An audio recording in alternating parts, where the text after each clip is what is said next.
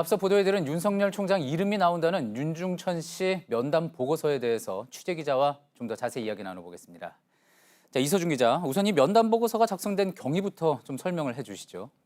네, 지난해 이 법무부 과거사위원회는 김학의 전 차관 사건을 재조사할 필요가 있다라면서 이 대검찰청 과거사 진상조사단에 권고를 했습니다.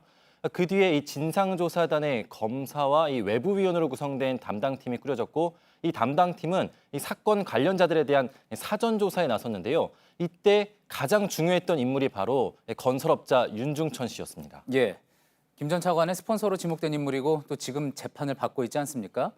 그러면 그 당시에 바로 윤중천 씨에 대한 조사가 이루어졌습니까?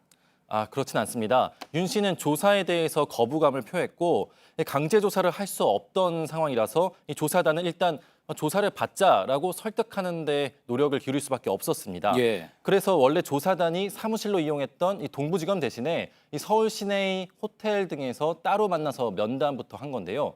두 번의 면담이 이뤄졌고 그중 두 번째 면담, 그리고 여기에서 작성된 이 면담 보고서가 지금 주목받고 있는 겁니다. 예, 그 두 번째 면담에서 작성된 면담 보고서 구체적인 내용을 좀 더 설명을 해볼까요?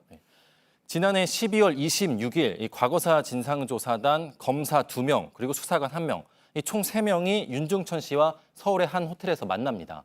조사를 거부했던 만큼 이 자리에서 윤중천 씨는 녹음을 거부했습니다.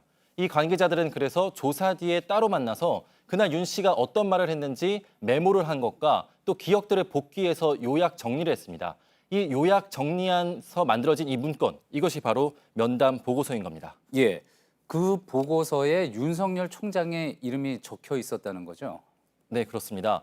이 보고서의 분량은 한 10장 남짓입니다. 김학의 전 차관, 또 성접대 여성들에 대한 얘기들이 주된 내용입니다. 윤 씨가 자신의 법조인 인맥을 자랑하는 부분도 있다고 하는데요. 이 부분에서 윤석열 검사장은 임모 씨 소개로 알게 됐는데 별장에 온 적 있는 것도 같다. 이 한 문장이 있다고 합니다.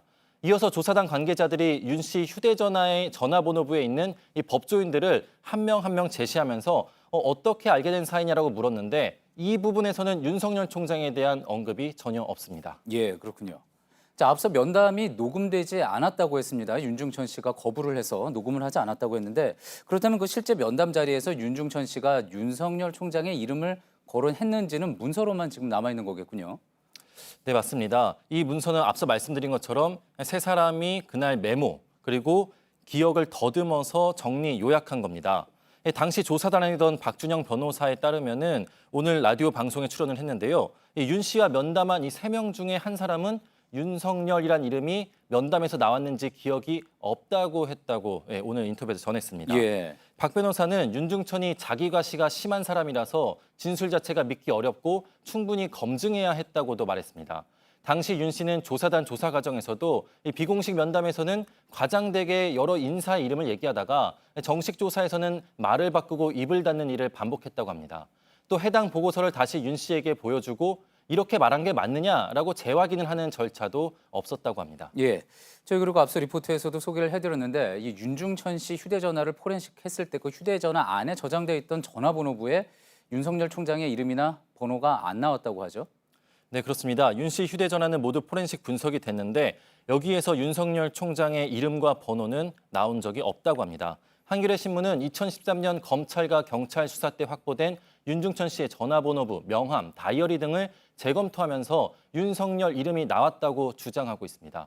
그런데 저희 취재팀이 2013년 경찰과 검찰 수사팀에 모두 확인을 했지만 검경 수사팀 책임자들 모두 윤석열이란 이름을 어느 증거물에서도 본 적이 없다고 했습니다. 또 면담 보고서에서도 뒷부분에 경찰이 포렌식해서 확보한 이 전화번호부에 나온 주요 인물들을 하나하나 물어봤다고 하지 않습니까? 이 부분에서 아무런 윤석열에 대한 언급이 없다라는 것을 다시 한번 말씀드릴 수 있습니다. 예. 자, 일단 저희 취재 결과 이 보고서에서 이런 배경으로 윤 총장의 이름이 나왔다라는 부분을 저희가 전해드린 겁니다. 자, 한겨레 신문의 입장은 추가로 나왔습니까? 네, 한겨레 신문은 후속 보도를 내겠다는 것으로 알려지고 있습니다. 해당 취재기자가 이미 후속 보도를 라디오 방송 등을 통해서 인터뷰를 통해 사실상 했고요. 또 앞선 보도에서 이 3명 이상의 핵심 관계자에게서 취재한 내용이라고 밝혔던 만큼 추가적인 의혹 제기가 나올지는 지켜봐야 할 것 같습니다. 예, 잘 들었습니다. 이서준 기자였습니다.